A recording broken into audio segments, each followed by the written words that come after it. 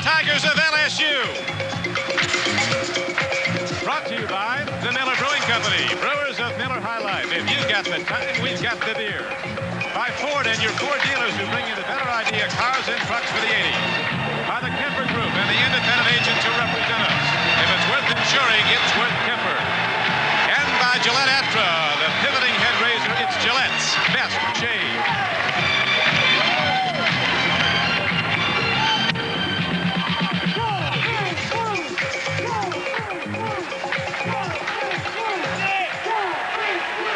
Good afternoon, everyone, and welcome to the Assembly Center of LSU. It is a great day for America. As you know, our Olympians have won the gold medal. They've defeated Finland 4-2 at Lake Placid. And right now we have the Southeastern Conference regular season championship on the line. I'm Don Crickey. Delighted you can be with us for a great afternoon of sports on NBC. We'll be going to South Bend for live reports on Notre Dame and Marquette. And following college basketball, we'll be going to Las Vegas for boxing. Roberto Duran, one of the great ones in the game today, fighting live here on NBC. But right now, it is Kentucky and LSU. And Billy Packer, my partner on the broadcast, you were at Lexington earlier this season when Kentucky and LSU met. Well, these are two of the premier teams in all the country. Don, I've seen them play a number of times. They've got great material, great talent, outstanding coaching. I expect a bloodbath out here today, not only because of the conference situation, but because these teams are capable of getting in the Final Four. And we'll be back with the starting lineups in just a moment.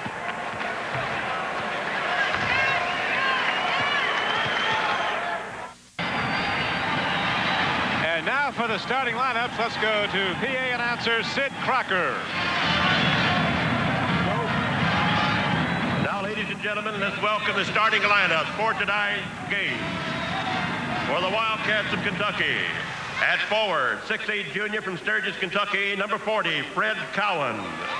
At forward, 6'7" senior from Denver, Colorado, number 52, LaVon Williams. At center, 7'1" freshman from Lebanon, Pennsylvania, number 31, Sam Bowie. At guard, 6'3" senior from Peru, Indiana, number 4, Kyle Macy. At guard, 6'3" freshman from Lexington, Kentucky, number 10, Dirk Minifield. And the head coach of the Kentucky Wildcats, Joe Hall. Now, ladies and gentlemen, introducing the defending Southeastern Conference Fighting Tigers of LSU. At forward, 6'9" junior from Dallas, Texas, number 31, Dwayne Astronaut Scales. At forward, 6'7" junior from Louisville, Kentucky, number 40, Duran Rudy Macklin. At center, 6'9" junior from Roselle, New Jersey, number 43, Craig Coogieman Cook. At guard, 6' junior from Baton Rouge, Louisiana, number 21, Ethan E. Martin. And at guard, 6'5" freshman from Baton Rouge, Louisiana, number 32, Howard I.C. Carter. Head coach of the LSU Tigers, Dale Brown.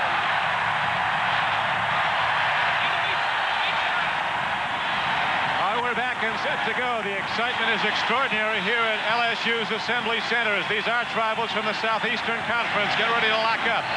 Number 3 ranked Kentucky, 14-3 in the conference, as you see, 25-4 overall.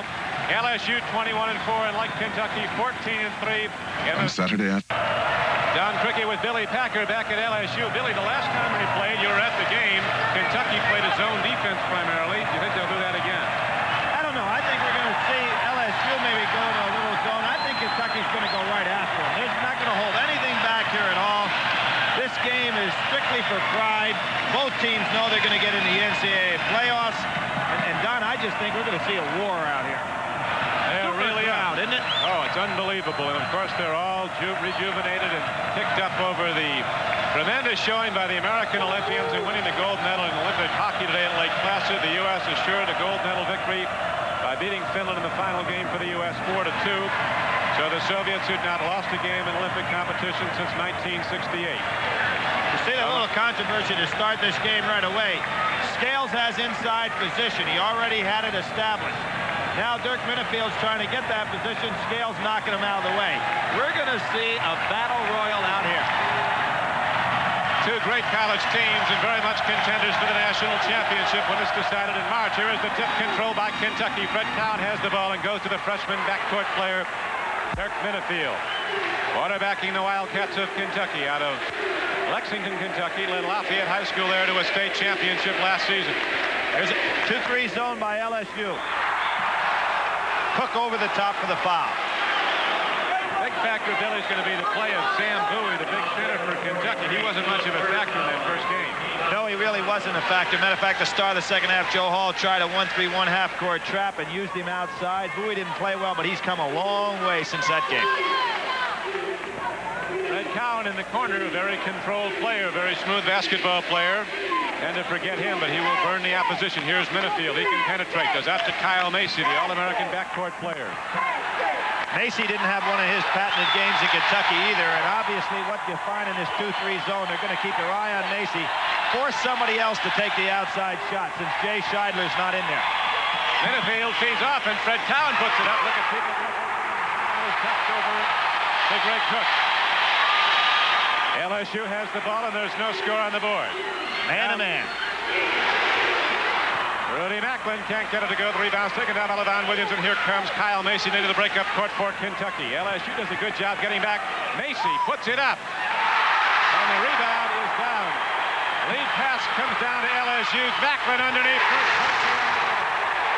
You're going to see great quickness in Rudy Macklin. It was a shame, Don, when we were together in Chicago against a Super DePaul team, we never saw Macklin really play. There's going to be a foul on Scales, elbow, and Bowie. Good job by the officials. Get this one under control early. Bowie is 7'1", a freshman, 19 years old. Put on 20 pounds of muscle. Let's watch that last basket, Billy. That was a great play. Macklin really held his ground very well there. Macy did a job trying to come from behind him. Good fast break. Going to be a two-shot foul here. Don Scales. Bowie going to the line. Ruled an intentional foul. Joe B. Hall, the great coach of Kentucky, up off the bench now. We are early in this game. I think that's a very wise maneuver by the officials, Don. Obviously, the intensity and the electricity in this gymnasium, they cannot afford to let the game get away. So now Kentucky's on the ball with his first point. Ethan Martin, the point guard, brings the ball up quickly for LSU as they set their offense. Macy against Ethan Martin. Martin has had good success against Macy. Scales throws it up, and LSU is up with its second field goal and leads 4-1. There is no better 6'9" shooter anywhere in the country than Scales. Phenomenal shooter. Can hit from 25 feet. LeVon Williams turns in close and gets the jump shot down for Kentucky to make it a 4-3 game. I think Dale Brown's got to be worried about that zone. A lot of holes in that thing, particularly cutting across the middle. LSU's beaten Kentucky in their last 4 regular season meetings. 4 of the last 5. Lost to Kentucky in the SEC playoffs. Oh, what a rebound. But Cowan going way up, but came down with an elbow, and I think they're going to call Cowens for the foul. Boy, that is some kind of rebound. Freddie Cowan, outstanding player. There's Carter. He thinks he's got a mismatch with Minifield. Look at Cowan grabbing that rebound. Boy, this great talent in this game. Macklin is called for pushing off prior to it, so the foul on Rudy Macklin of LSU. With 17:45 left to play in the first half, it's 4-3. LSU is in the lead. Kyle Macy shoots for Kentucky. Oh, LeVon Williams. Over the back wrist stuff. Right out of the rafters to slam that one down, and Kentucky takes the lead for the first time, 5-4, but LSU comes right back. Macklin turned opposite his normal rotation that time. We have Rudolph in the game, Don. You see right away Dale Brown recognized that zone really had some holes in it. Took Scales out, put Rudolph in, shore things up in the middle. Kyle Macy, who had only 3 field goals in that first meeting in Lexington, shoots again, doesn't get it to go. Here's Martin leading the fast break. Gus Rudolph off on the left flank, goes to the basket. 2 players on the floor for LSU out of Shawnee High School in Louisville. Rudolph and Macklin. Kyle Macy with a foul, and right before this we saw Macy taking his jumper. Boy, he really has beautiful form. Puts it up. Now watch LeVon Williams. A very good play, nothing wrong with it at all. All outside the cylinder. Number 21, Martin at the line. And Ethan Martin goes to the free throw line now for LSU, a junior from Baton Rouge, right here in Louisiana's capital city from McKinley High School. Ethan Martin, a 68% free throw shooter, hits it, and LSU has a 2-point lead, 7-5. Don, the matchup that Joe Hall has here with Kyle Macy on Ethan Martin. Really, Minifield is quicker than Macy, but he doesn't want to have Macy over there with Carter. Beautiful fake. Down low to Cowan, but he can't get it down. The rebound's taken off by Scales, almost stolen by Macy. Here comes Martin for the LSU Tigers. Lead pass in the corner, and Howard Heisey, freshman sensation, knocks it down. And LSU opens up its biggest lead, 9-5. The pace of this game considerably different than in the first game. LSU really go and get that ball down the court quickly. Kyle Macy's been firing from the outset as they drop off. This time he gets it down, and Kentucky comes back to within 2. It's 9-7 LSU. Macy pretty smart. He realizes a two-man front, so he's playing right in the middle and splitting the two. Push off. Levon Williams of Kentucky touched the ball just before it went out of bounds, so it comes back in now. Joe Hall upset that Scales didn't get caught for the push-off. Greg Cook, turnaround jumper doesn't go, and up with the ball is freshman guard Dirk Minifield looking out for the free man inside. The ball is slapped away by Cook. Banged off the leg of Rudy Macklin, and so the ball comes back into Kentucky. Cook was fortunate there. Right now there is a break in the action with 16:04 left to play in the first half, and the score LSU 9, Kentucky 7. With Billy Packer, this is Don Crickey back at LSU's Assembly Center. The Southeastern Conference regular season championship is on the line. Kentucky trailing by 2, puts the ball in bounds. Kyle Macy goes back out to Fred Cowan, down low to the big man Bowie's not had the ball much, and the rebound is off to Macklin of LSU. Up court to Martin. Howard Carter gets it down low to Macklin. A great score, the leading points producer on the LSU team, and a 60% plus shooter from the field. You see Levon Williams making a fine defensive play right here, stripping the ball. Levon has fouled out of more games than anybody from Kentucky, but he always gets the assignment to guard the toughest guy in the front line. But they can afford personal fouls. Now they can, and there you see Levon getting called on one, trying to keep the ball away from Macklin and ball. And as you know, Billy, today we'll be picking a player to receive the most valuable player of the game scholarship award. Right now, it is 9-7 LSU, the defending Southeastern Conference champion, is in the lead. Jump shot fired up by Scales. Comes down on the rebound to guard Dirk Minifield. Second rebound for Minifield. He's doing a good job despite the fact that Carter's got about 3 inches on him. They go to Bowie, and the big guy slams it on down. Game 5, Bowie goes to the free throw line. That's another foul on Macklin. Obviously, Kentucky would prefer the game get in a situation where Macklin gets in some foul trouble. Kentucky could go ahead with Williams, and then they bring in Burton, Horde, and all the rest of the game. They're deep and they're young. 5 freshmen on this Kentucky team. And Bowie has really come out. In the first meeting when they lost to LSU, the Wildcats got only 1 field goal and 2 free throws from St. Bowie, and only 5 rebounds. But in the last 5 games, he has been much more dominant, playing much more aggressively. He's stronger physically. A weight training program has built up his strength and his confidence. Now LSU comes right back down the other way. Ethan Martin, a very underrated player, Don. He can handle that ball. Very seldom can you press this ball club, and he does have the jumper as he showed. There he goes. Martin ahead of the pack, goes to the basket. And LSU is back in the lead by a 3-point margin, 13-10. He doesn't show much emotion, but the kid is really the catalyst for this ball club. Now you notice they're matching up with Bowie in the middle. That 2-3 zone has become a 2-1-2. Kyle Macy outside it, looking the ball inside, nobody there, and Macy content to go to Levon Williams. Macy always searching out inside, but they're doing a good job keeping the ball away from Bowie down low. Oh, nice touch. They get the roll, because Kentucky to make it a 13-12 game. Allen's first field goal of the game. Ethan Martin does the same thing as the Isaiah Thomases. Scales again. What he does, Don, is he eliminates pressure. He can just handle the ball against any kind of pressure.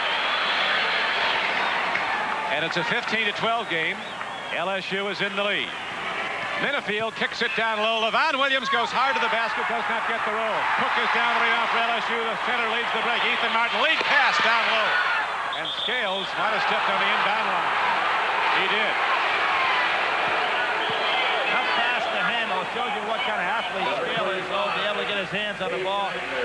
the move that I expected Joe Hall to make. Scheidler in the game. What this gives is Kentucky now has 2 perimeter shooters out there. Scheidler's the guy that'd like to get the ball. Down low to Bowie, back out to Fred Cowan. And Cowan hits it down, a junior from Sturgis, Kentucky. Brings the Wildcats back to within 1. It's 15-14 LSU. Scheidler matches up pretty good with Carter, too.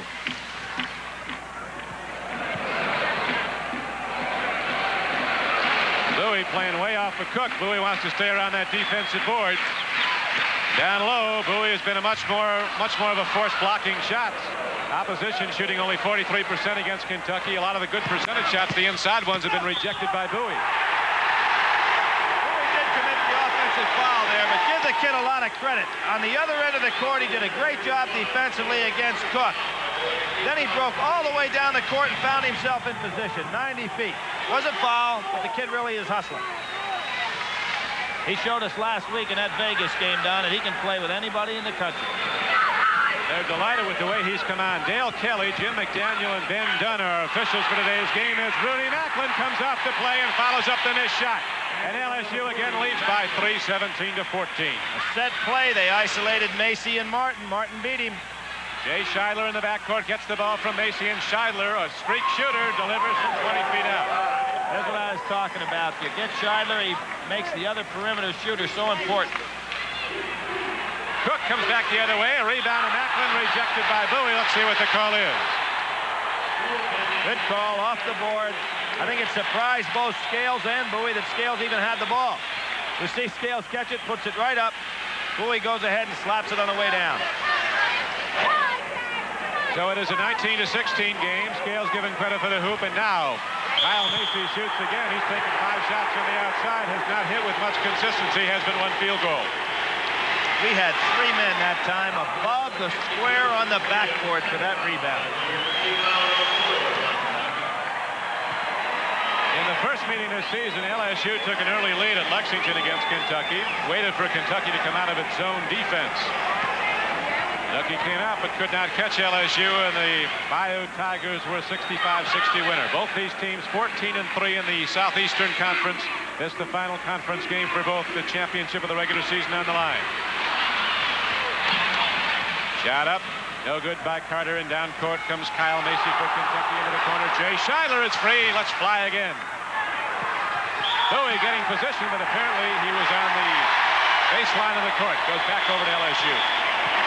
They were riding Sam Bowie out of bounds that time. The kid did a good job getting his hands on the ball. On that Kentucky bench, they not only have depth, but they have muscle. Freshman Charles Hurt will be coming in when we come back with LSU in the lead by 3. Saturday, see exciting regional action. And next Sunday, the explosive Buckeyes battle the Hoosiers in a game that could decide the Big Ten title. All on NBC.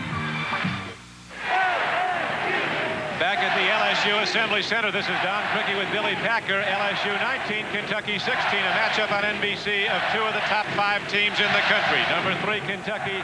Number 5, LSU. Billy, what trends have you spotted? What might change? Well, I think the momentum right now is not in either team's favor. What is, though, in LSU's favor, they're shooting over 50%. Kentucky's a team that holds you down in the 40s. Driving inside and getting the score is Ethan Martin, and LSU extends its lead to 5. There's another elbow thrown that time by Cook on Bowie. They're playing rough with the Kentucky freshman, but he's standing tall in there, literally and physically, not backing off. And tonight on NBC, Tim Conway, Bill Bixby, and Don Knotts go for the gold. In Disney's The Apple Dumpling Gang, then the movie that shocked them at the box office, Barbara Eden stars in the TV premiere of Harper Valley, PTA. Here's a 1-3-1 offensive setup by Kentucky, trying to use Hurt right in the center. Fred Cowan, big junior, lets it fly and knocks it down, and Kentucky's back to it in 3. Nice job by Joe Hall there. That offense should be able to work. Rebound by Greg Cook, puts it back up. Got a lucky bank, but it went down, and LSU again leads by 5. Don, I agree with you. I don't think he was trying to bank that one. I think it just was an errant shot that got lucky. Dale Brown up off the LSU bench, sending in Willie Sims to play in the backcourt. See, LSU's matching up out front now, and Macy's taking a man with him, just as he did there. Scheidler came off the bench, and Coach Hall told him to let her fly when there's an overmatch and you've got the open shot. Scheidler's been pumping from way out. You recall, hit his first one. LSU leading the game by 5, playing a control game now. Cook almost fell down. Haven't been able to get Macklin free. Carter, the freshman, could not get it to go, and here comes Macy leading a control breakdown court. Charles Hurt, a freshman, looks inside. Nothing there. And harassed by Ethan Martin. Macy takes it down low to Bowie. That's a charge on Bowie, backing in. What's happening, Don, is that only Macy and Scheidler are looking for the shot. Hurt has to turn and look for the shot. Macy makes a nice play here. Bowie decides to go for it, and there's the back in. He charges, comes down over the top. Both coaches getting involved in this game. Joe Hall, a super competitor, and so is Dale Brown. Two tremendous coaches. The records stand out. And a great personal rivalry as they feel right now the two best teams in the Southeast Conference, and perhaps two teams that could be headed for contention of a national championship. As a foul on Sims, and what's going to happen, I think Dale Brown puts Sims into the ball game just to calm his young freshman Howard High-C Carter down a little bit. He hasn't been hitting. He hit the first 5 shots against Kentucky before. He's down on himself a little bit right now. Carter's only 1 of 6 today, Billy. So we have 10 minutes left to play in the first half. Kentucky holding to a 23-18 lead. Kyle Macy looks for Scheidler. Now they're coming out on the flank, not giving Scheidler that long shot. Macy penetrates, feeds off to Cowan, and he gets it down. Boy, Macy really doing a great job out here, making the zone play him with 2 men. A lot of people regard him as the premier playmaker in college backcourts anywhere today. And now up with an off-balance shot of Scales. Rebound to Scheidler. Here comes Macy. Cowan on the right flank. Macy fills the middle. Good quickness by Ethan Martin. Scheidler from 25 feet out. Jay Scheidler, a senior from Lawrenceville, Illinois. He really has some range for that jumper. That was a bad shot by Scales down the court. Here comes Scheidler back the other way. Took an extra step. That's right. Bassett would not have counted had it gone in. So Kentucky has rallied back to within 1. There's good defense by Scheidler. Good denying of the ball with his outside hand, and there's a little step that he took trying to get the shot off. Ethan Martin's quickness saved the basket. Scheidler again. Oh, yeah, Scheidler's all over the floor. Big shooter. He'll come in off the bench. If he starts to hit, they'll keep going to him. Scheidler can break a game open. Right now, he's managed to help Kentucky get back in it. They were down by 5, have now run off 4 points and trail by 1. Von Williams and now Charles Hurt are really doing a job on Rudy Macklin. Nice fake. Cook throws up another rebound down to Scheidler, his second defensive board. Shortest player on the Kentucky floor right now at 6'1". Hurt not looking for the shot. In the first half, Notre Dame's leading Marquette 19-16. Missed shot by Macy, rebound by Cook, steal by Scheidler, but lost the ball. And we pause briefly for station identification. This is the NBC television network. WLEX-TV, Lexington, Kentucky. We have 8:38 left to play in the first half. Ethan Martin again shooting that jumper. Really taking over offensively. The 2 guards setting the pace. And again, LSU, as you see, has the 3-point lead. Macy moving the ball quickly outside the LSU defense. Derek Horde, another freshman for the game now. See, they're trying to set a screen on Ethan Martin so that Macy can rub off and make a play. Charles Hurt, big, powerful freshman player, has been trying to pick off Ethan Martin, who is so quick. He runs as quickly as that ball is looped around the outside. That was the Hurt setting the screen.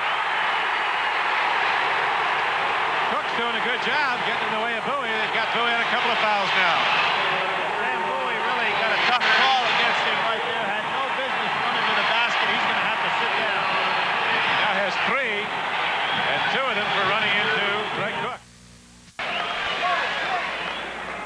We have 7:59 left to go in the first half here at the LSU Assembly Center. The regular season championship of the Southeastern Conference is on the line as LSU, the defending conference regular season champion, leads arch rival Kentucky 25-22.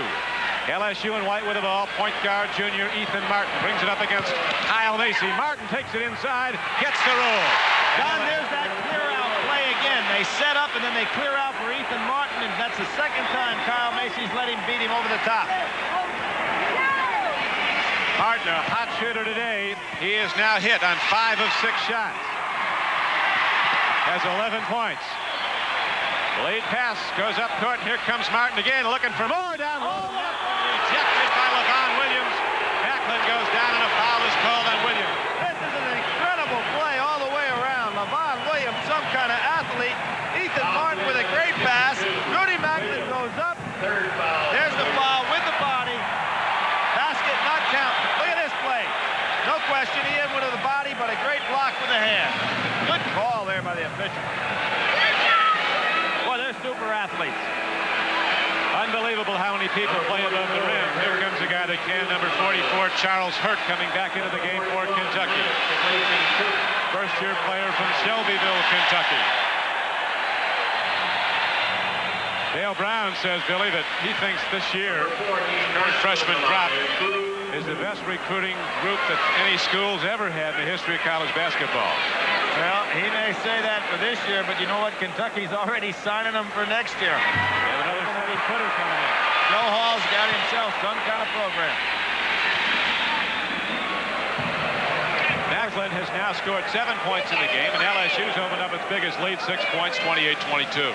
That's a quiet 7. Macklin really hadn't gotten on track from the field. Loose ball tipped around. Fred Cowan picks it up. Bad pass. Almost intercepted by Willie Sims. Down low, Kentucky has the ball. Here's freshman Derek Hort going to the quarterback, Kyle Mason. Out to Jay Scheidler. LSU really matching up. Threw the ball away. He said he didn't, but LSU gets it back. Later today on NBC Sports World, Roberto Duran continues his quest for a title shot at Sugar Ray Leonard as he takes on Wellington Wheatley in a scheduled 10-rounder live from Las Vegas. That's the third foul on Rudy Macklin. Scales wanting to take that shot. Billy isn't in position to shoot it. Macklin out of position for the rebound and picks up his third. Very important to this game. Number 32, Carter, returning to the lineup. Very important indeed. Right now, Sam Bowie is sitting down for Kentucky with 3 personal fouls in the first half. Leading scorer Rudy Macklin of LSU has 3.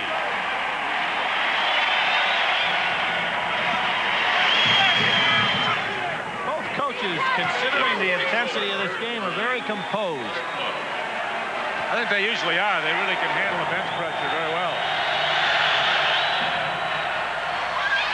LSU comes into the game having won its last 8 in a row and its last 12 Southeast Conference Champions playoff games or regular season games in a row. Conference games has been a dominant part of LSU's tremendous schedule record, 21-4 at this point in the season.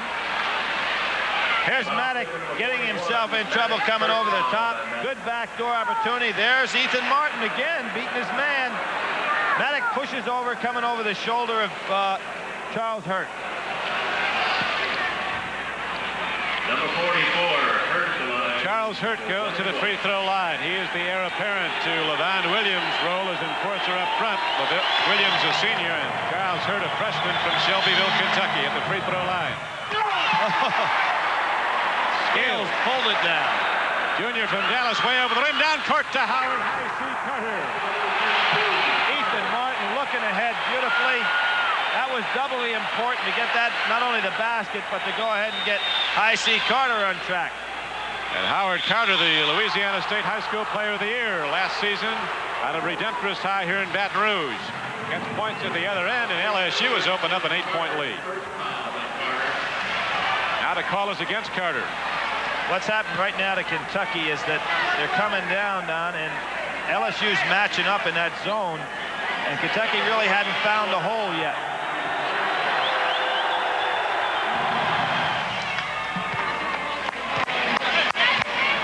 Wants a timeout, and I'm sure that's what he's going to discuss. LSU is doing a good job, Billy, keeping Kentucky out from inside. There isn't many good inside shots. Very few indeed. And with 6:38 left to play in the first half, it is LSU 30, Kentucky 23. Back at LSU, Fred Towns at the free throw line for Kentucky gets the roll. It's now a 30-24 game LSU. He's got 10 points, Billy. Here we see Chuck Verderber in the ball game. He's got Carter now. Kentucky playing with a relatively small team. There's that clear out. Macy does a great job that time. Cuts it off completely. Joe B. Hall, rich in talent, goes to his bench regularly. Maddock in the game, a 7-footer. Laying down low for LSU, looking for the ball. Scales takes a look and fires at the basket. Maddock comes down with the rebound, doesn't get the roll. Rebound to Cowan. Here comes Kentucky on the run. Lead pass goes down. And moving hard to the basket is Verderber. He couldn't quite handle that pass. It got caught off his hands. Verderber really a hard-nosed player. Here's Cowan. You've got forwards handling the ball on the break. He lost it right as he caught the ball. So Ethan Martin, who has been directing this LSU attack throughout the first half, gets it down. Willie Sims, a 6'3" guard, drives hard to the basket. He's called for an extra step.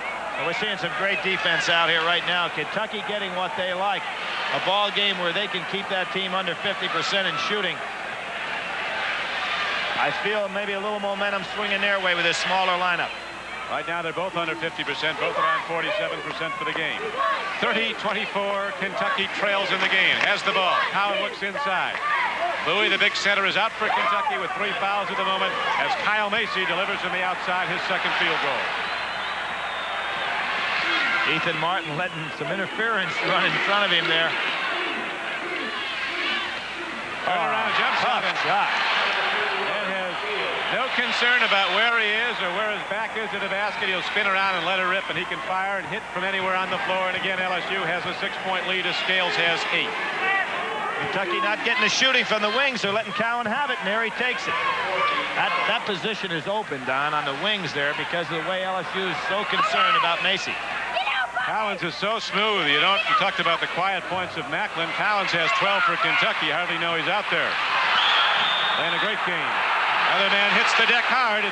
Some people crashing on down as this is like the Wildcats and the Tigers squaring off on the gridiron. Well, nobody blocking out on Scales coming through here, and really just a little bit of Hollywood, him going down on the floor. LSU puts the ball in play. Ethan Martin. Very, very quick with either hand on the dribble. Macy aware of that. They try to pick off Macy. Martin takes it down to the baseline of the floor, then swings it back out to Scales. He likes to pump from there, and there it goes. Way up is Sturgis. There is Cowan of Sturgis, Kentucky. Way over the rim with the defensive board down. Floor he goes to Charles Hurt. The freshman not getting his first shot, puts it up again, rejected by Maddock. Boy, they're battling in there, aren't they?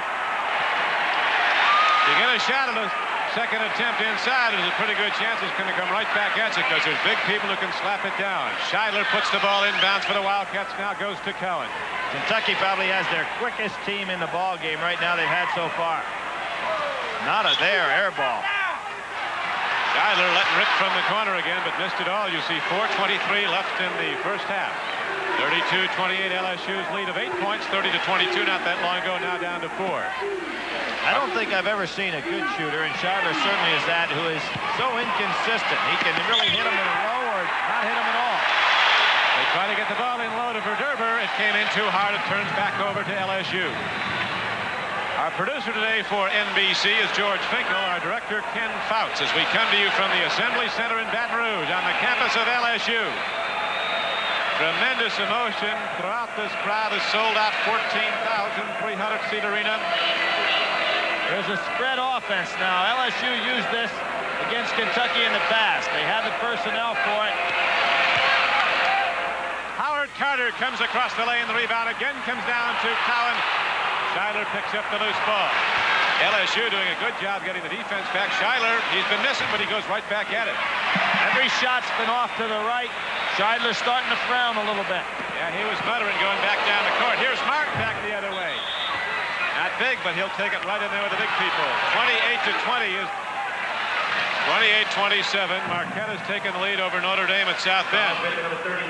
Marquette leading 28-27 over Notre Dame at South Bend. It's 32-28 here at LSU. The Bengal Tigers leading Kentucky by 4.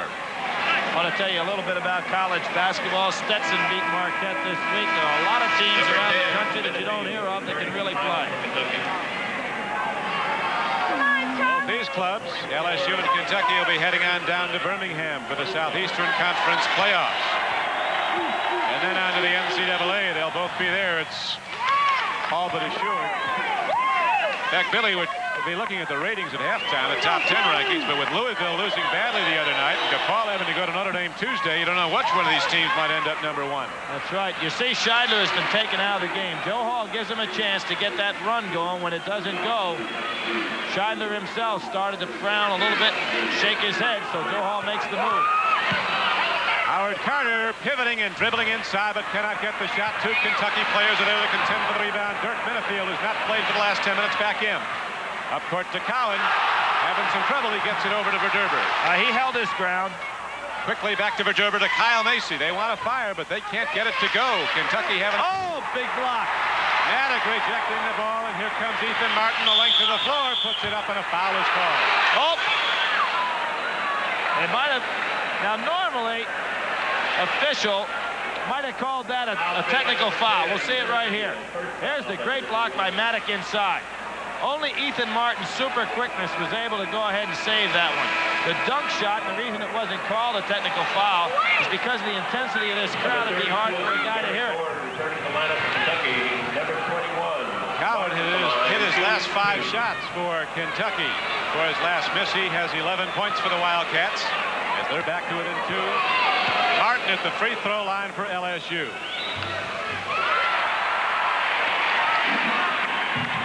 Ethan's only a 68% free throw shooter, but he's been to the line 122 times, primarily in the delay game.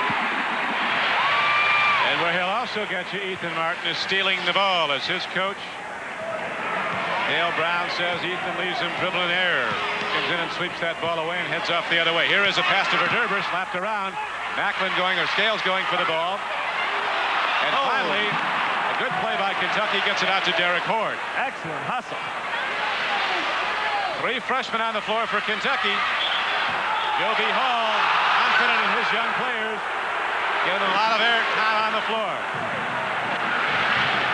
Next Saturday, see an exciting regional doubleheader. Next Sunday, Kelvin Ramsey and the explosive Ohio State Buckeyes battle freshman scoring machine Isaiah Thomas and the Indiana Hoosiers for a possible piece of the Big Ten title. That's next Sunday here on NBC. There's that double screen for Kyle Macy. Tough shot. Oh, that Horde is doing a job. Horde is a tremendous shooter. The only complaint they've had about his play, he's been a little reticent to shoot as a freshman. He had a career high of 18 points 11 days ago when he hit 7 of 10 shots in Kentucky's rout of Florida. Well, Kentucky has 7 players that have taken over 100 shots this year, and you got to remember they had Dwight Anderson, so that have made 8. You won't find many teams around the country with those kind of stats. The foul was on Maddox of LSU. Derek Horde goes to the free throw line. This kid's fundamentally very, very sound. Everything he does is under control. Freshman from Bristol, Tennessee, 6'6", 215 pounds. A lot of muscle on that Kentucky team. They're all in the strength training program year-round, even during the basketball season. Great hustle by Verdurber inside. Maddox couldn't hang on to the ball. This is a small Kentucky team on the floor right now, but extremely aggressive. 3 freshmen in the game. LSU's lead could be cut to 1 if Kentucky can hit here. Derek Horde goes out to Kyle Macy. And he looks for things to set up. They've taken all their height off now, the big people, and they've got the speed on the foot. Here is Minifield drilling and hitting to the outside. Kentucky's back to within 1, and Kentucky gets the ball right back, and the Wildcats come down on the run, and they're looking to take the lead here as Minifield heads to the basket. Foul call on Maddox. Let's see if the basket goes. It shouldn't. Maddox stepped over there. Going to be a 1-and-1. Now look at Dirk Minifield going through the trees. There was the contact was called on Maddox before that. Number 43. You know, Don, you had a feeling Kentucky was getting some momentum with this smaller ball club. They were down about 4 to 6 points, and since that time they've come back, have a chance now to get back in the lead.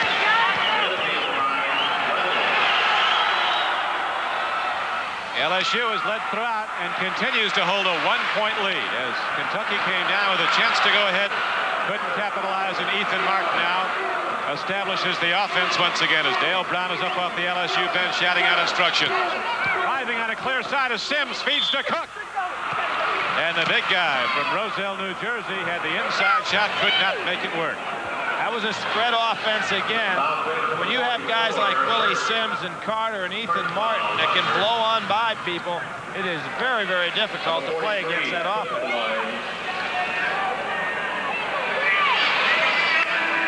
Charles Hurt picked up the personal foul. He comes out. And Fred Cowan, who played so effectively before getting that brief rest, is back in for Kentucky. I'd be good, Don, to mention that Bowie and Macklin, both star players, are sitting on that bench with 3 fouls on them. Just 1:34 left to play in the first half. Ray Cook now has 3 points for LSU. They don't get a lot of scoring out of their centers. They use their centers to set up the other people. Kentucky is looking for more and more points from Sam Bowie. Well, when you got a big guy who can shoot free throws like that, that's only the 37th free throw attempt by Cook all year, but he looked really good on it. We're down to a minute and a half to go now in the first half. LSU holding to a 3-point lead. Macy quickly kicks the ball over to Dirk Minifield. Back to Kyle Macy. Minifield, with the defense playing off him, looks inside. LSU's collapsing. They don't want to have Kentucky shooting down low. Here's Derek Horde. Double team. Pumps and shoots and doesn't get it to go. Gets his own rebound.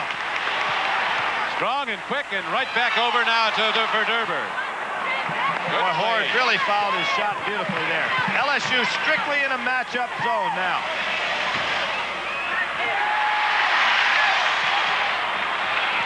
Down court comes LSU. Martin throws it to Sims. The basket goes in. There is a foul on the play. Let's see. No. Travel. Called travel before the foul. No basket. Boy, that's an excellent break, though. Although it was a little bit of a delayed break, Martin makes it right here. Excellent passing. The walk took place on the catch by Sims. Looked like a foul might have taken place on the catch by Sims. And the call goes to the Cats, and so they come back down with the ball, trailing by 35 seconds left to play in the first half. And I think they're going to go for 1. Good play right here. They've got an opportunity to go in, just 1 down. Probably be looking for it around the 8-second mark. Cowan is playing down low. They're playing the 1-3-1 offense for Derber. At 6'8" is the middleman. Obviously, you know who they don't want handling that ball down the wire, and that's Kyle Macy. Look for Ethan Martin to pick him up. 12 seconds. Ford goes back to Macy. These freshmen go on to the established senior. Great control player. Kyle Macy's going to have to do something soon. He gets it down low, and Cowens gets it down beautifully. Fred Cowan, a great play, last bucket of the first half, and the Wildcats of Kentucky, as Cowens has scored 14, come back to it in 1 point at halftime. It is a 36-35 game. Every bit the basketball game we thought it would be. Stay with us now for the halftime show. Billy Packer, it's been tough to get good shots inside, and those field goal percentages show it. Well, if you remember, LSU started off the game in their first 14 shots. They were shooting 50%, so you can imagine what it's been since that time. They're down to 39, which shows how Kentucky's defense really came on in the second part of the first half. Both teams will have to get better shot selection in the second half. Here is the trip. LaVon Williams has the ball for Kentucky, goes to Dirk Minifield. Cowan also in the game along with Macy and Bowie, who's playing with 3 fouls, is Sam Bowie of Kentucky. Same clubs that started the ball game. There's Ethan Martin again. Sloppy pass, and Ethan Martin picks it off, takes it down the floor, and LSU leads by 3. Individually, 2 super guys in the first half. You had Freddie Cowan with 14 points and 7 rebounds, and that fella right there, Ethan Martin, 5 for 8. He's really had the leadership. And he is the top point producer in the game with 15. Here is Dirk Minifield shooting short. Rebound comes out from Scales to Martin. Lead pick. Oh, good play by Kyle Macy. Was the ball saved? Apparently it was not, and so LSU will put it in bounds. What happened that time is Kyle Macy was able to stay back defensively and force Ethan Martin to make the play before he was ready. Just a super defensive play by Macy. Greg Cook gets it outside to Howard High C. Carter. He can go to the moon, and there he goes up and lets her fly. Carter's taking shots that are too difficult. Does something now, and he goes right back in with the big guys and gets his own rebound. Yeah, he has a big advantage over Minifield in size, but what's happening to Carter? He was off to a 2 for 9 start in the first half. He's now 2 for 10, and he's forcing tough shots. When you're having that kind of a shooting day, you better look for the good one, get a couple easy ones. Scales did the first thing in the first half. Same thing. Inbounds they go to Ethan Martin, down low to Scales. Macy fights for the ball. It's picked up by Minifield. Full court pass to Cowan, down to the basket with Martin against him, and Cowan lays it up, but no basket. Smart foul call. That's a smart foul. See, that's before the shot. Therefore, what would have been an easy 2 points is merely going to be an out-of-bounds situation for Kentucky. Ethan Martin, really a quick kid playing a smart game. Ethan Martin to Rudy Macklin, Howard Carter, Greg Cook in the game for LSU. LSU's been in the 2-3 matchup the whole game. Kentucky in the zone the whole game. I mean, the man-to-man the whole game. Wayne Scales also in there playing down low for LSU on defense as Kentucky looks to attack, trailing by 3. 38-35. LSU led by a point at halftime, 36-35. Levon Williams down low, gets it to go, and there's a foul on the play. Excellent feed inside. There's a case of splitting on through the zone. Levon Williams does a good job. Freddie Cowan hits him. And that's why when Kentucky moves against that zone, Don, they're doing a lot better because it's a matchup situation and they're having a hard time to get open from the outside. That is 4 fouls on Macklin. So the leading scorer this season for LSU has a foul problem with 18:35 to play in the game. I'm really surprised Dale Brown's going with him. Wildcats have tied it up, and now LSU comes back and breaks the tie. That shot was actually blocked on the way up, and he grabbed it and put it in there with his fingertips. Quite an athlete, but he's going to sit down, I'm sure. I think what we'll see is Carter move to the front court and Holtberg in. Macklin now has 9 following that last field goal. Kentucky going straight inside against the zone now. Good dish. Bowie's got it. Nothing for Scales to do other than foul him. A sharpshooter in the backcourt, a senior player from New Orleans. Jordy Holtberg is coming into the game for LSU. He can provide firepower. Right now we have a break in the action with 18:14 to play. LSU holding to a 2-point lead. With Billy Packer, this is Don Crickey back at the Assembly Center, Baton Rouge, Louisiana, the campus of LSU, as 2 prime contenders for college basketball's national championship to be decided next month are on the floor and really going after it. Don, here's going to be a critical part of the ball game from LSU's standpoint, and from Kentucky for that matter. Jordy Holtberg's coming in the ball game. Macklin out. That moves Carter to the front court, as we kind of surmised would happen. So they have their small team in the game now. Kentucky has their big team in the game. Let's see who gets the battle. Ethan Martin has been a great player for LSU all season long, particularly today. He leads all scorers with 15 points, and now Kentucky with a missed shot comes back down the floor with the ball. Carter can't get one to drop. Kyle Macy takes a look out on the flank, goes to Cowan, heads to the basket, missed smooth forward, puts it up, but can't get her to go. Right back up. Oh, great play by Cowan. He was fouled previously. Cowan now has 16 points. Kentucky right back the other way inside. Talking about great plays. How about that catch? Dwayne Scales, and we're locked at 42. What Kentucky could do right now is to have Bowie on the same side as Carter and lob right over Carter's head.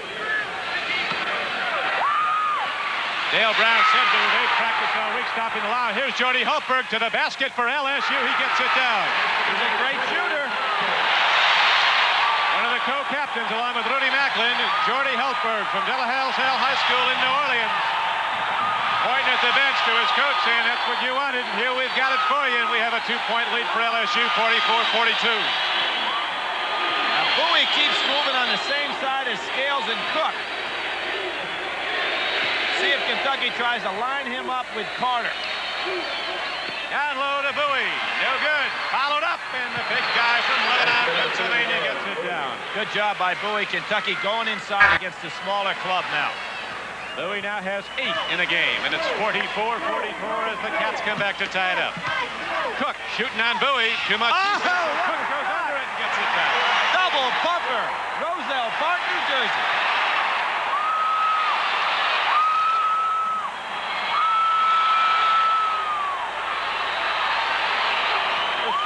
about 5 or 6 great plays here already in the second half. Cowan gets it in the lane and puts it up, and he now has 18 points at LSU. Comes back to tie the game. The Bengal Tigers have been in the lead throughout, led by a point at the half. Kentucky taking that lead very briefly, and now we're tied again at 46 with 15:55 to play in the game. Actually, Kentucky matches up very well with a small LSU lineup. Scales fighting hard to get a shot at LeVon Williams. Can't get it to go. Lead pass comes down court to Williams, driving to the basket. LeVon Williams, a senior from Denver. Dale Brown is going to have to call a timeout and change this lineup because Kentucky really has the momentum against this smaller team. Down low they go to Cook. Shoots. Over the 7-1. Sam Bowie. And the game is tied at 48. What a game. Southeastern Conference regular season championship on the line. Thousands waited in line all night to get tickets to this. As the powerhouse teams in the Southeastern Conference, LSU and Kentucky, locked up at 48, trying to decide the regular season conference title. A basketball championship promises to be the best ever, and NBC's coverage begins Saturday, March 8th, and climaxes in the championship game March 24th.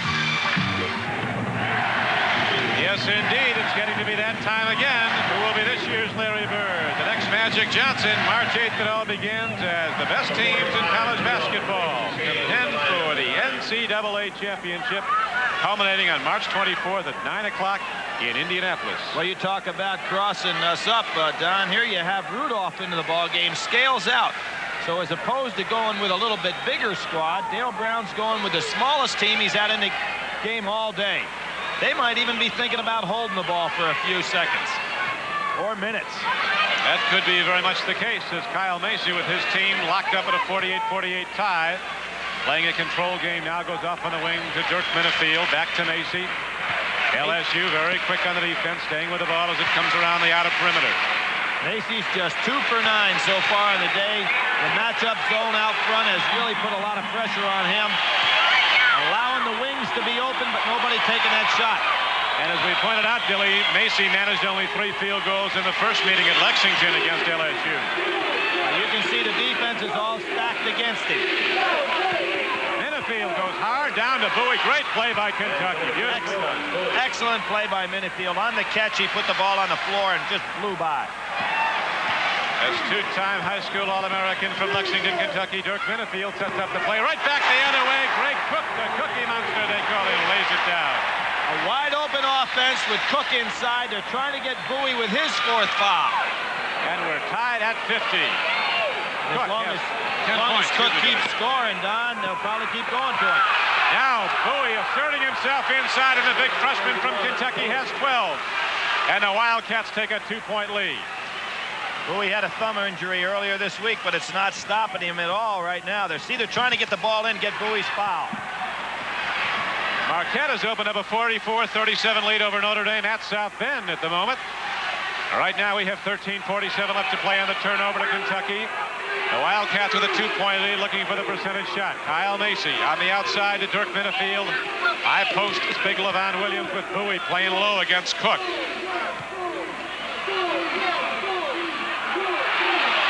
Kentucky patient at this point. Now Rudolph is trying to help out on Bowie. See, Kentucky's trying to keep working to him. He has to be careful not to charge when he handles the ball.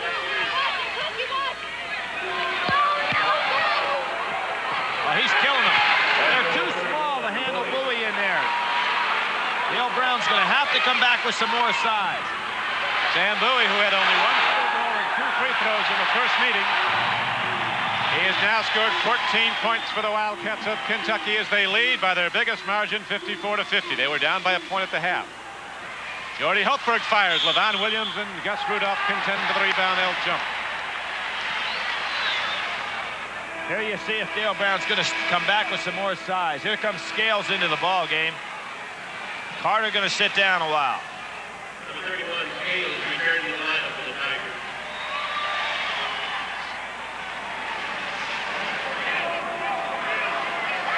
At that time, Cowan had inside position. Scales took it away from him. Freddie Cowan really deserves to have that spot. He had it first.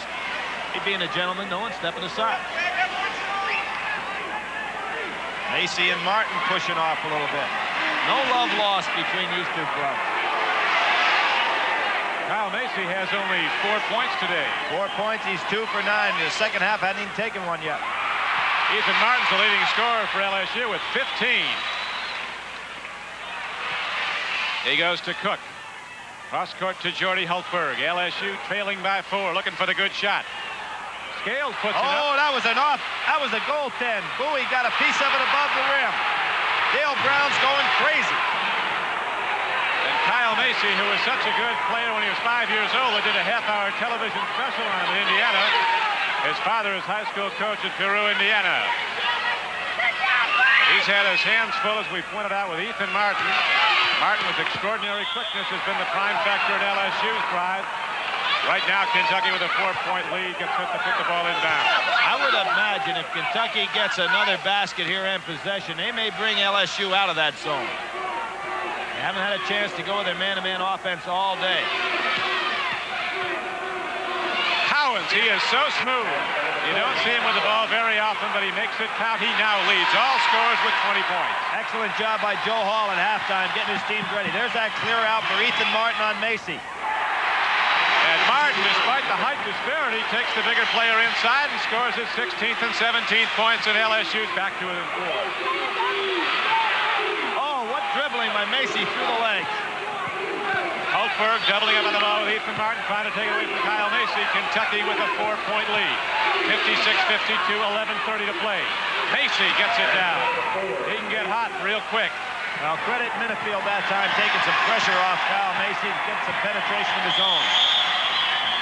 Macy now has 6 points. Kentucky has a 6-point lead after trailing by 1 at the half, after trailing by 8 late in the first half.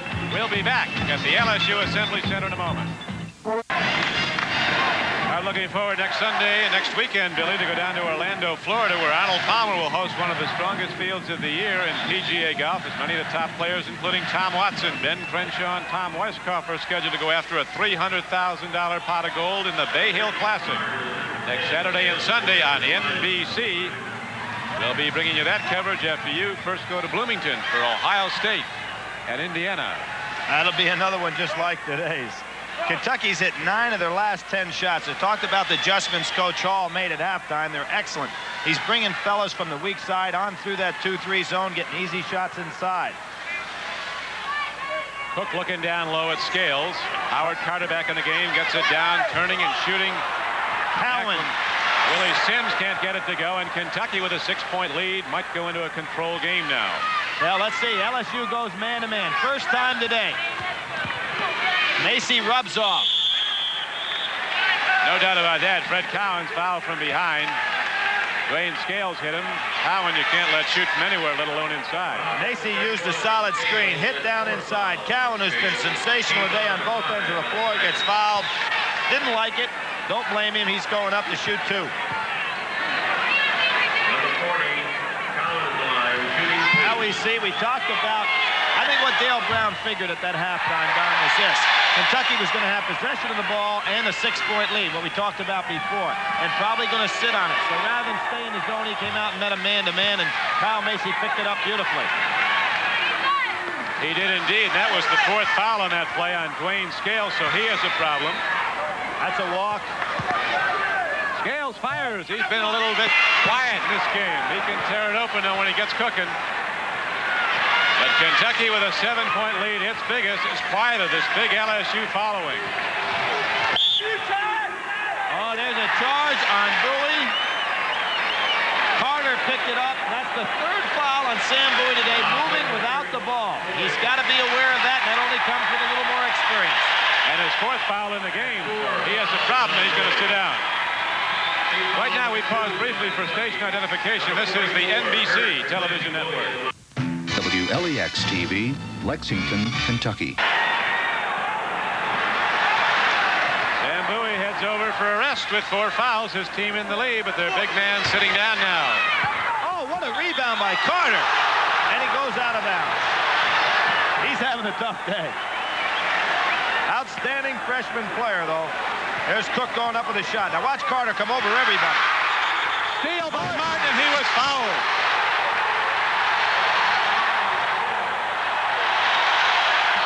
Great play by Ethan Martin. He has been the man of the hour for LSU. pressure. Ethan Martin never displays any emotion. The only time we saw any from him today was when he came out on the court before the game. He led the Bayou Bengals out onto the playing floor with one finger up in the air, dribbling the ball with his other hand. Ethan Martin has led LSU in assists every season since his freshman year.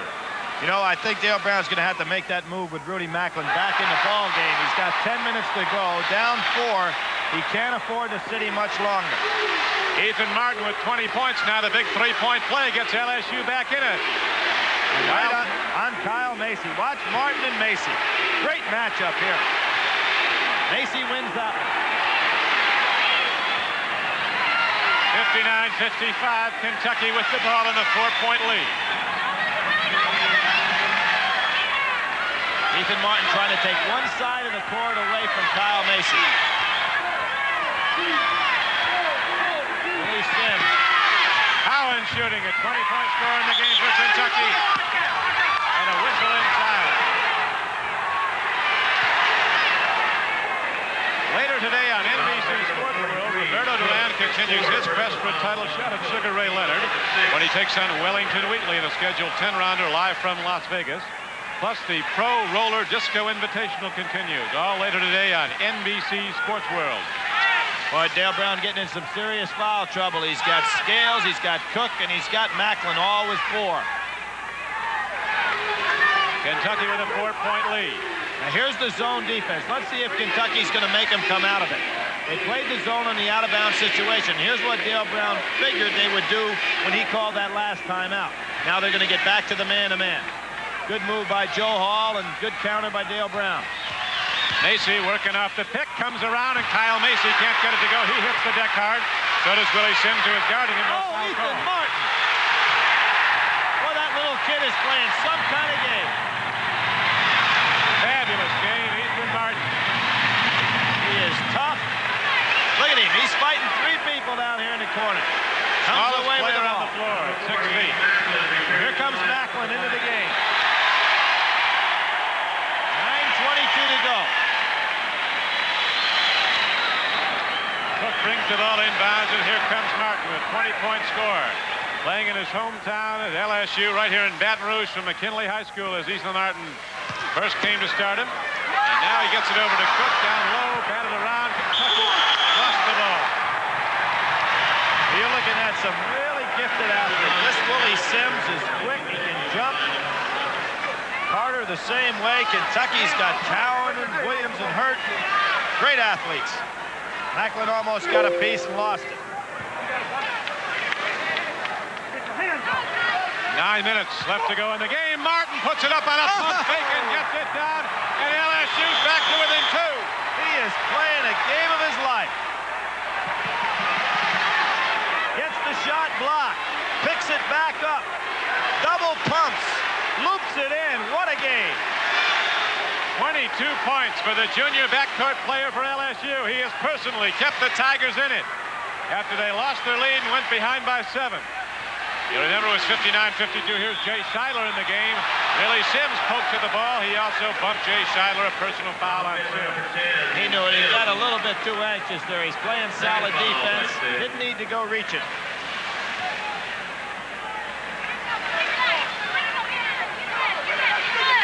Remember, Bowie's on the bench. He has 4. Kentucky made this big run when LSU went to the small club, and Kentucky just overpowered them inside. Bonus in effect for Kentucky.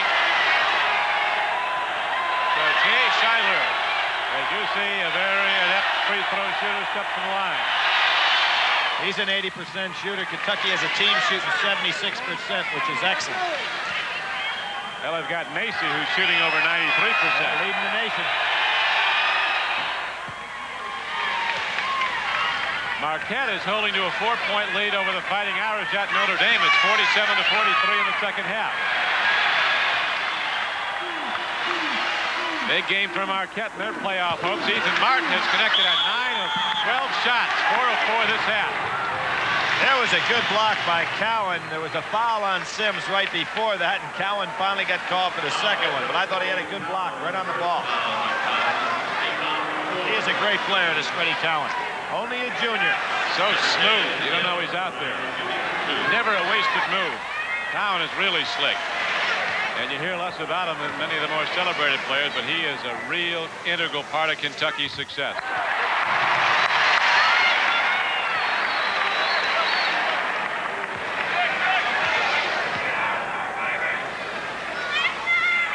Full court man-to-man now. Full court man-to-man pressure. And here's where Kentucky misses Bowie a little bit also. Because Bowie's the guy that can come back and get the ball. Set play. Great play by Kentucky as Kyle Macy fires the home run ball down court to a streaking Fred Cowan. Coming up the left flank, he goes in for the kill, and it's a 23-point game now for Cowan and a 4-point lead for Kentucky. Kind of surprised LSU got caught on that. That's a set play by Kentucky. They use it a lot. Bad pass. That hurts the Tigers, helps the Wildcats. Kentucky with Scheidler and Macy working in the back line, ready to bring the ball inbounds, and here is Martin right up to pick up Kyle Macy right away. You think the Southeastern Conference isn't a good one? This LSU team we're seeing was 2-3 in the league at one time. I saw Alabama take them to the cleaners here one night. Southeastern Conference, long one of the great football conferences, but particularly in the recent years, they've established not just Kentucky, but a lot of great college basketball teams.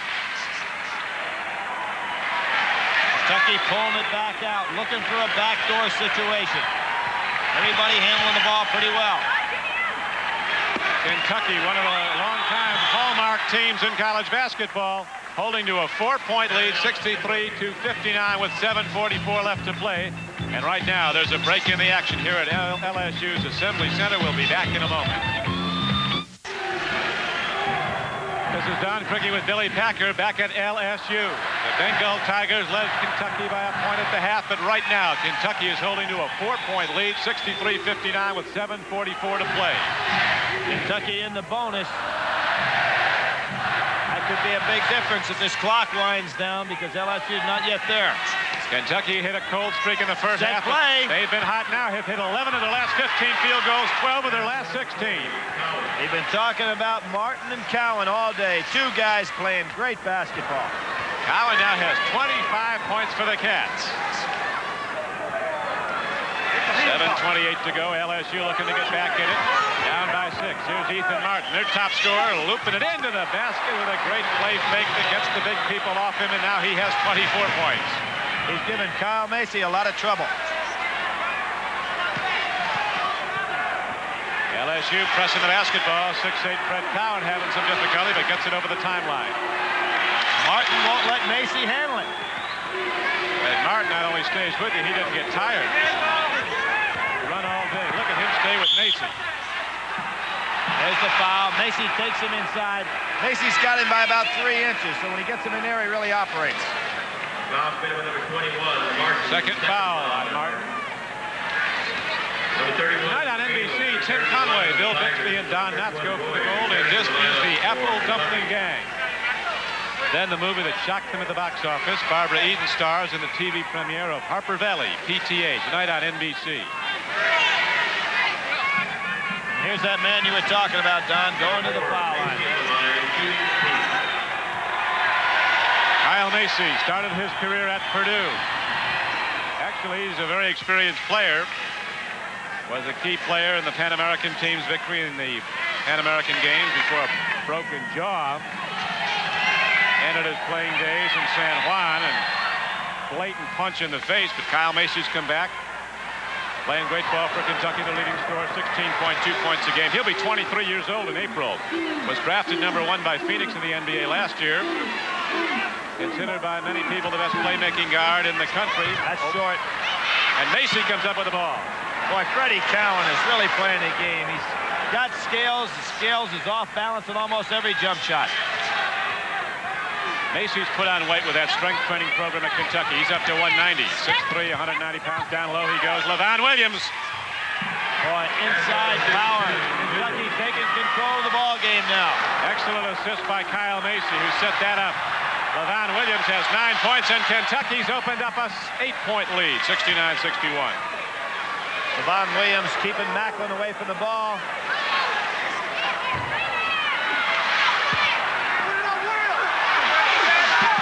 Boy, he got it off. Sims is quite an athlete also. Willie Sims, a 6'3" backcourt player from New York City. Steal by Ethan Martin. Look at this guy play basketball. That really was not Freddie Cowan's fault. Now, we may have it right here. This should be a 5-second call. It should be a 5-second call. Oh, they had already given the ball to Kentucky. Kentucky got by with one right there. Cowan had the ball to take it out of bounds, walked back inbounds, gave the ball to one of his teammates. The officials let him set back up. Wildcats come back now down the floor, leading by 4 points as Ethan Martin's steal and subsequent shot brings LSU back 69-65, and LSU gets the rebound on the missed shot by Macy. Look at Cook dribbling the ball up court. Dale Brown gets up, says, let's call a timeout. So LSU wants to talk it over with 5:12 to play. And Kentucky holding to a 4-point lead. We'll be back. Saturday, see exciting regional action. And next Sunday, the explosive Buckeyes battle the Hoosiers in a game that could decide the Big Ten title. All on NBC. 5:12, not a lot of time, but a long way still to go when it's college basketball, and Kentucky and LSU are vying for the Southeast Conference regular season championship. Hey, Don, we're going to have to pick an MVP before this one's over. And I want the fans at home to start thinking about one, because I don't want to be on the firing line all by myself. There have been so many outstanding players in this game. Well, Ethan Martin has been only great for LSU, and Cowan has been spectacular for Kentucky. Cowan with 25 points, Ethan Martin with 26, and just a superb floor game that's really kept LSU in this. How about if you pick a guy from each team? Because they've been sensational, those two fellas. You know, when LSU and Kentucky play, it is going to be tough, and it's going to be close. And here is Rudy Macklin. They've shut him down pretty well. Inside they go to Cook, to Martin, quickly off to Sim. Nice shot. Well, Sims has picked up an awful lot of slack here, and here we have that tough man-to-man pressure. Ethan Martin won't let Kyle Macy handle the ball. That's been the key. Macklin comes up, tries to steal the ball, tips it out of bounds. Kentucky will put it in. That's how tight Ethan Martin's defense is. Macy can't get the ball. I'm surprised that Kentucky doesn't bring Bowie up to the ball, lob it into him, and then let men cut off him, because he's not been a factor against the press, and he normally can handle the ball above everybody's head.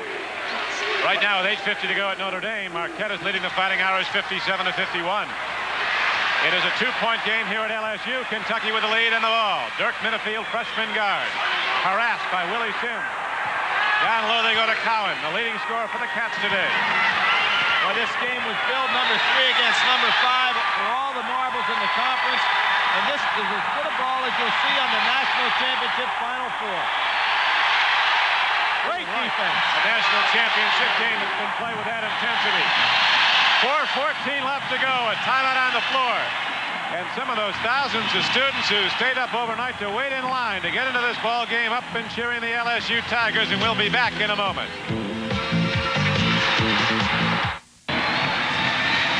Don Cricky with Billy Packer back at LSU Assembly Center. Not much time to go, Billy, in a tight game.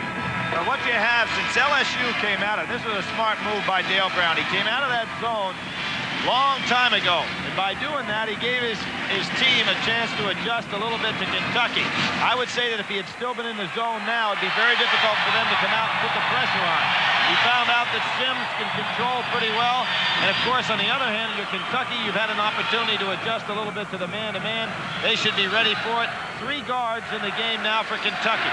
Minifield, Scheidler, and Macy, just to help out on this ball handling. 4:14 to go in the game.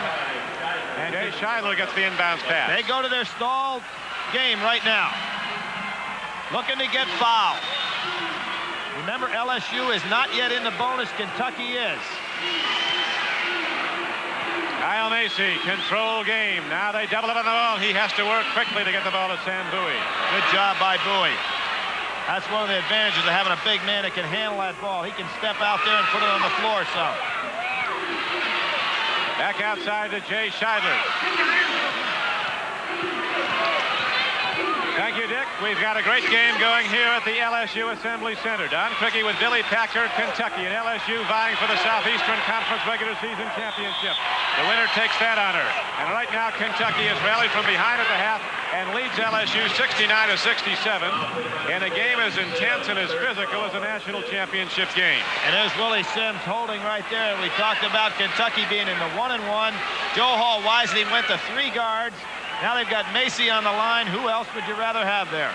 LSU's getting a spectacular game from the backcourt player Ethan Martin, who scored 26 points. There is Kyle Macy. He's been held down by Ethan Martin, the quarterback for Kentucky.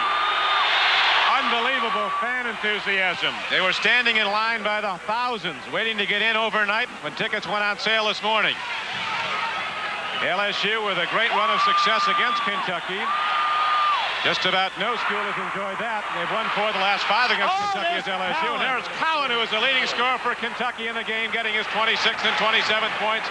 And Kentucky opens up a 5-point lead. I think that the players from LSU were so used. There's another great play by Ethan Martin. They were so used to Macy making a shot, everybody relaxed. And it's 72-69. Ethan Martin, defending against All-American Kyle Macy, has been denying Macy the ball. Kyle Macy's been forced into an off-shooting game, but he's directed the Kentucky offense admirably. Superb control player, always looking for the open man. He's assisted time and again. But Martin has outscored him. We have 2:50 left to go as we start down the stretch here at LSU.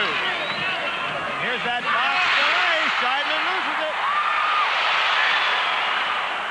Right now, Marquette is leading Notre Dame 61-53. Here is Martin to the basket and a foul call. Fouls have been a problem for both teams, as we've had people on the floor since the opening tap. They've been thundering at each other. And in this delay game that we're seeing Kentucky use, they play a box, and they've got 3 guards in the game right now with Macy and Minifield and Scheidler. All can handle the ball well, and all good free throw shooters. LSU in the white uniforms has won its last 8 games in a row. Its last 12 Southeastern Conference games in a row. Is ranked number 5 nationally, coming into this game with a record of 21-4. Kentucky, the number 3 team in the nation, is 25-4. And both clubs 14-3 in the Southeastern Conference. And right now, the great play of Ethan Martin, who has scored 29 points, has made it 72-70. Kentucky's lead has been cut to 2. Scheidler gets the ball to Kyle Macy. See Sims on Macy now, just because of the steal opportunity by Ethan Martin. Sims can play him. Macy's so clever, though, isn't he? Marquette is leading 64-55 over the Fighting Irish of Notre Dame. Right now, you're at LSU. Don Criqui with Billy Packer. As Jay Scheidler loses the ball, Kyle Macy picks it up. Starts up against Willie Sims. They call for a foul, but none comes as Kyle Macy continues to dribble. A 6'3", 190-pound senior guard for Kentucky draws the foul. And now is when the free throw line starts to decide the game. Well, with 1 minute and 57 seconds to go, Don, I don't think it's wise to put pressure on Kyle Macy when he's got the ball. Let him get rid of it. If you're going to foul, go after Scheidler and Minifield. You can't afford to have Kyle Macy on the foul line. Both these teams, with a tight defense matched up, had trouble hitting percentages in the first half. Then Kentucky came out and played spectacularly in the second half. The Wildcats gunned down 12 with 16 shots in the field to take the lead. Kyle Macy, the best free throw shooter in the country, misses the front end of a 1 and bonus. That's 2 for 2. So LSU can tie the game at 72-70. Howard Carter down low. Up it goes. And Willie Sims gets it He's down. having an incredible game now. Almost 15,000. Back to the rafters, up and screaming at LSU. Kyle Macy to the basket for Kentucky.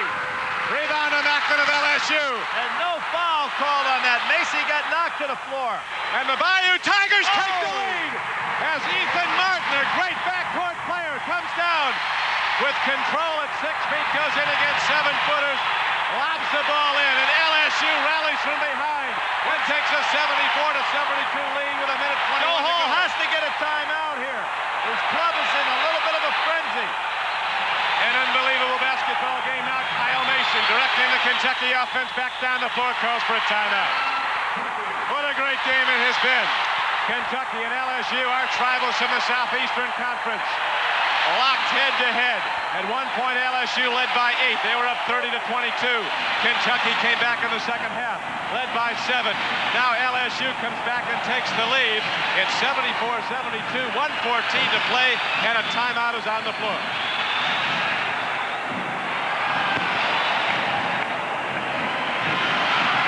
So, Billy, what do we have to go now? Well, you found a tremendous defensive pressure led by Willie Sims, and of course Easton Martin got LSU back into this ball game. Surprisingly, the nation's leading free throw shooter, Kyle Macy, has missed his last 2. One in the second shot of 1-and-1, and then he missed the first one right there.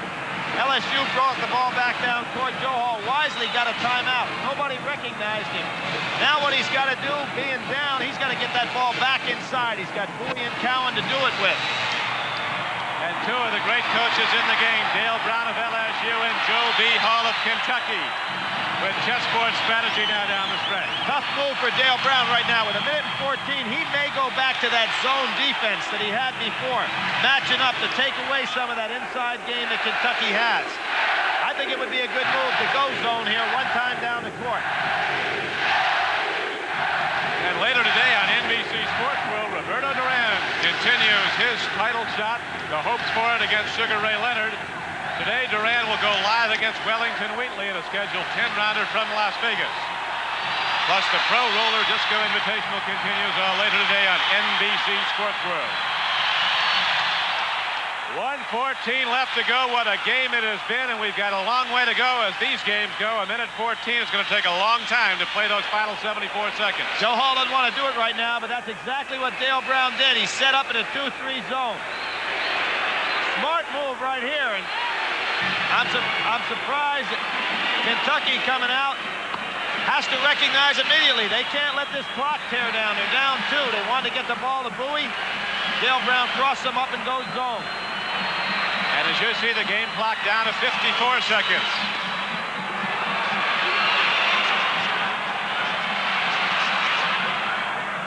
Well, they're still up and screaming at LSU. The Bengal Tigers still leading by 2, 74-72. Kentucky has the ball, 40 seconds to play. They've got to put that ball up sooner.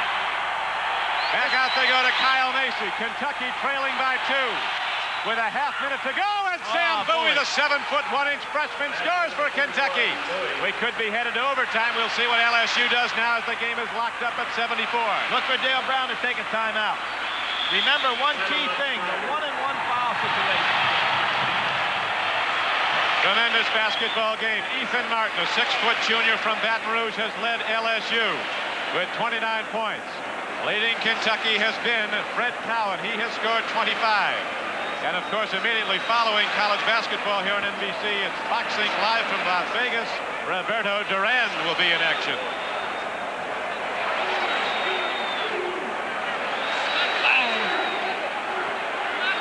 So what do you do at this point, Bill? Well, Don, the real key thing in favor of Kentucky right now, they only have 5 team fouls. What they can afford to do is to play the good man-to-man defense. LSU probably going to try to get it down to 6 to 8 seconds and get it up and then go to the boards. Kentucky could afford, before they allow a guy to get off the good shot, to go ahead and commit that 6th foul because they're not in a 1-and-1. Kentucky really showed great patience here. You knew they wanted to get the ball to Bowie. They waited to the opportune time.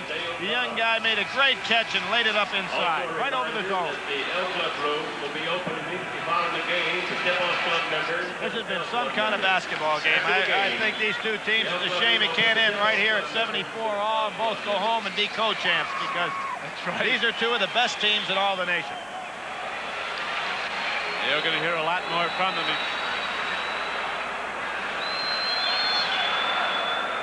All right, Dick. We're set to go with the final 19 seconds of this game. 74-74 is the score. Kentucky at LSU. LSU ready to inbound the ball. They have Ethan Martin in the backcourt with Willie Sims. Up front, Greg Cook. Freshman Howard Carter is on the floor, along with Rudy Macklin, their junior scorer who leads them in point production this season. And Kentucky, it looks like they're setting up man-to-man. I thought they might go back to his zone just for one time down. Greg Cook, better look at that clock. Let it run down. 12 seconds. Dale Brown, the LSU He has only coach. 1 timeout left. You wouldn't mind going into battle with Dale Brown. He stays cool when the heat's on. Right now he has a 9-second clock showing, and his team has a timeout. We'll get the ball back inbounds. Now you have Kentucky could go ahead and switch up on him and go to the zone defense so that Dale Brown may be preparing for a last shot, one-on-one situation. Joe Hall could cross him up. The one thing, though, if you're Kentucky, you don't want him to get the ball inbounds very easily so that they can get the set play. So it's 74-74 with 9 seconds left to play at LSU.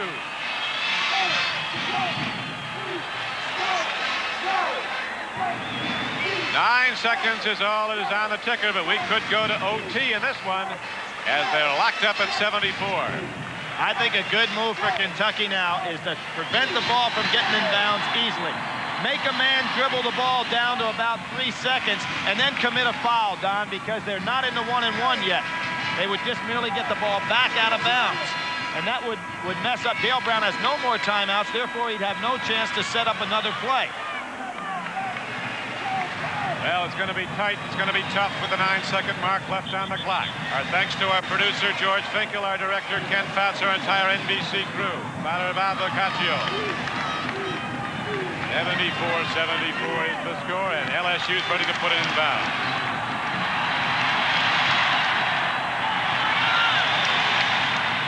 Hey, here we go. 9 seconds to play. Kentucky 74, LSU 74. 9 seconds to go in the game. We could be headed to overtime. They are going to pick up man-to-man. I think if they make a ball, let the ball get into Ethan Martin, let him dribble for a second or two, and then foul him. Need to foul him right now. Foul him. Didn't hear you, Billy. Nope. What's he doing? You better do something. 2 seconds. A home run shot. Didn't get there. We go to overtime. Restart the clock, my friend, and we go to overtime as this one ends in regulation with a score locked up 74-74. And LSU didn't do a very good job of establishing a final shot. No, of all the players on the floor, they end up getting a shot by a guy who all year long has only taken 96 shots cooked. LSU had hit its last 5 shots to tie this game. 1 second.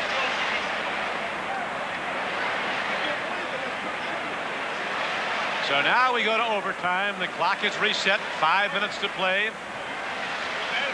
Is momentum with anyone, or can it be with anyone in this game? I always feel that if you go ahead and save yourself, that was Kentucky really saved themselves there with a 74-all score, and they had some great individual players like Ethan Martin. Let him put the ball on the floor and go with it, or a guy like Rudy Macklin, who's such a great one-on-one player. And if you can go ahead and end up with the ball in Cook's hands, you did a good job, that you being Kentucky. So second half, or the overtime period, Don, I think the key thing is who gets control of the style of play as opposed to the momentum. Is Kentucky going to be able to go inside the buoy? And that's going to be a key. So it's 74-74 as we're set to go to overtime. And now let's switch our network to Dick Enberg at South Bend for the Notre Dame Marquette game. Those of you that are expecting to sit back and wipe off the perspiration from that thriller down in Baton Rouge, well, we got something going here at Notre Dame as well. Dick Enberg with Al McGuire. 4 minutes left in the game. Digger Phelps. Kentucky has taken the opening tip in overtime, and the Wildcats have the basketball. This game tied at the end of regulation, 74-74. Dirk Minifield, a freshman guard, starts to penetrate, then gets it back to Kyle Macy. They're looking to Bowie. There's the loop pass to the big guy. This time the foul call is going to go against Howard Carter. There were 3 personal fouls assessed against Bowie in this game when he was called for charging at similar plays. Now, the reason for this call, an excellent call by the official. There's Bowie going up. Carter comes down underneath him, not giving him an opportunity to come down. So a very wise call by the official. Bowie goes to the line. He's an excellent free throw shooter. And still remember, LSU is not yet in the bonus. Don Crickey with Billy Packer at LSU. Sam Bowie the free throw line. Still, we have a tie at 74, and here's another foul call. We remind you that live boxing action comes up from Las Vegas following this sensational college game when one of the great ones in the fight game, Roberto Duran, goes against Wellington Wheatley in a scheduled 10-rounder, but with Duran throwing left and right hands, it could end in 1. Wheatley, a young fighter, coming up at Roberto Duran, looking for a shot at Sugar Ray Leonard, honed to a fine edge. There we saw the officials a little confused too, and they thought LSU was in the bonus, but they had not yet reached the bonus and did not reach it in the second half. Next one to put them in the bonus, so everything will be equal. So LSU with its first possession of the overtime. 74-74. Howard Carter, a freshman, loops it down low to Greg Cook. They're looking at Rudy Macklin. This is the leading scorer during the season for LSU. He hasn't touched it here today, and give credit to that to Levon Williams. Macklin has 9 points. That's all that Kyle Macy, the leading scorer for Kentucky this season, has. Macklin, an 18-point-a-game scorer. Macy over 16 a game on the average. Both teams going to play a little close to the vest here in the overtime period. I think that really favors LSU. They've got the home crowd to help them for the last shot, and also the fact that they can keep Macklin in the game. Marquette is leading Notre Dame, excuse me, Billy, 71-64 right now with 2:50 to play. So Marquette enhancing its chances for an NCAA bid with an impending upset of the 10th-ranked Fighting Irish. Right now, we're looking at the 3rd and 5th-ranked teams in the country. The winner's going to be a lot higher than that this week, as Louisville lost the other night to Iona. 3:10 to go in overtime. I think the winner of this game becomes number 2. Right now, we've played 2 minutes of overtime, and we've had no points scored. We still stand at 74-74, the same as it was at the end of regulation. Kentucky kind of playing passive defense right now. You notice Freddie Cowan really staying away from Carter. Bowie not coming out on Cook. Cowan defending right there is the leading scorer for Kentucky in the game, 27 points. Joe B. Hall, the Kentucky coach, and his counterpart Dale Brown have seen this game go back and forth. Both teams look like they were going to put a lock on it. You thought Kentucky would put it away when they led 59-52, but LSU came back. Now they came back behind great man-to-man defense. Willie Sims being inserted in the lineup, and between he and Ethan Martin, they controlled the guards in the backcourt. 2:15 left to go in overtime. Still no points have been scored in the extra session. It is 74-74. Oh, I can't believe Martin was that cool on that pass. Both these teams are so well drilled. When they double up on the ball, trap zoning, they're awful tough to get free from. And they'll loop in on the ball very quickly. All of a sudden, you'll see them just break to the basketball and try to steal it. There have been steals in the game, but the good ball handling of this man, Ethan Martin, and that of his counterpart, Kyle Macy of Kentucky, have kept the steals down to a minimum. There's another double team situation. You can see what Cowan wants. 1:40 left to go in overtime, and still we've had no points scored in the extra session. I'm going to be willing to bet you that this next time, if it gets down to the last shot, we're going to see Rudy Macklin get an opportunity to score off a drive by Ethan Martin. They've got that middle cleared out now, Billy. That Martin might shoot to the basket. If he sees an open lane, he'll put his head down and take off. Well, you've got Bowie back there with a little protection, except when Cook comes out. They bring Cook out now and bring 7-1 Sam Bowie away from the boards. You know what's so tough defensively when you're playing like this is you kind of fall asleep. All of a sudden, the guy backdoors on you. Marquette is now leading Notre Dame 71-64 with 2:10 left to play. A minute left to go here at LSU. The game is tied 74-74 in overtime. 55 seconds as you see the clock wind down left to play. LSU looking for a second consecutive Southeastern Conference regular season championship. Both these teams tied for the conference lead at 14-3. Both ranked in the top 5. Now remember, at the end of the regulation game, Dale Brown called a timeout. That was his 5th. In the overtime period, you get one more timeout. So he has one time left. It's going to be coming soon, I think. Yeah, I think he's going to call it when he gets down about 60. 5-second call. Sam Bowie, great defense. Greg Cook, who missed the shot at the end of regulation for LSU, is now called for a 5-second possession, tied up by Sam Bowie. So now 7-1 Bowie jumps against 6-9 Cook. And here's Dale Brown standing right beside us wondering, should he call another timeout? He cannot afford to call it now, although he'd like to get something set up, because that would be all he has. Tap back. Now Kentucky's going to play for it. You talk about a screamer. And don't forget, equally exciting boxing is coming up next on NBC. Roberto Duran, the man they call Hands of Stone, will be going against Wellington Wheatley live from Las Vegas. Right now we have 21 seconds left to go at LSU's Assembly Center. Don Criqui with Billy Packer. The game is tied at 74-74, and that's how it stood at the end of regulation. There's been no scoring in the overtime. We'll be back with the final seconds in a moment. In NBC Sports World is next. Live boxing action from Las Vegas. The great Roberto Duran gets in the ring for a scheduled 10-rounder against Wellington Wheatley. Right now, this is Don Criqui with Billy Packer, courtside Assembly Center, LSU in Baton Rouge. The Bengal Tigers of LSU, the Wildcats of Kentucky, locked at 74 as they were at the end of regulation. There's been no scoring in this overtime, which has 21 seconds to play, and the Cats of Kentucky have the ball. Kentucky lost their opening game of the year against Duke in an overtime situation. LSU is split in overtime games so far this year. Marquette is leading Notre Dame by 5, 71-66 with 1:10 to play. They've got something closer than that right here. They've got to go to the basket. Middlefield's got to go to the basket. Trying to get it to Macy. He's going. In the air, Kyle Macy. Kyle Macy, Kentucky's All-American, puts the lid on as time runs out in overtime. He did not have the big shooting game, but when the heat was on, Kyle Macy delivers. And our MVP, Fred Cowan of Kentucky, who scored 27 points, kept Kentucky in the game, and it looked like LSU would put it away in the first half. So the Gillette $1,000 scholarship goes to the General Scholarship Fund of the University of Kentucky. 76-74. Kyle Macy hits the jump shot at the final buzzer in overtime, and Kentucky wins the game and wins the regular season Southeastern Conference. Our MVP once again, Fred Cowan of Kentucky. Now for Billy Packer, this is Don Criqui. So glad you could be with us. Let's go back to Dick Enberg and Al McGuire at Notre Dame.